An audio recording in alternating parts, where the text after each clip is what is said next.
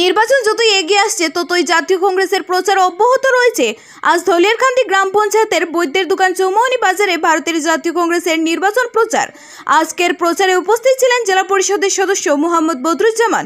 সমস্ত কংগ্রেস কর্মীদের নিয়ে নির্বাচনী প্রচার সাংগঠনিক বৈঠক অনুষ্ঠিত হয়। তিস্তর গ্রাম পঞ্চায়েত নির্বাচন নিয়ে বিভিন্ন বিষয় নিয়ে আলাপ আলোচনা করেন। তৎসঙ্গে বাবুরবাজার কংগ্রেস ভবনে সাংগঠনিক বৈঠক অনুষ্ঠিত হয়। সেই চেষ্টাটা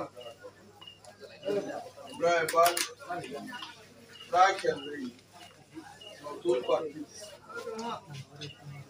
এবং যারা একসময় ভারতীয় জনতা পার্টির কাজ করছে এরাও আমরা আমাদের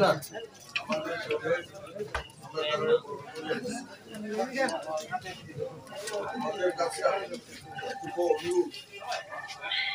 যখনই নতুন পার্টিসিপেট করার থেকে আমরা এই 22 তারিখ থেকে 6 তারিখ পর্যন্ত 7 তারিখ আমরা কিন্তু দেশকে শুরু এই 2 দিন অন্তর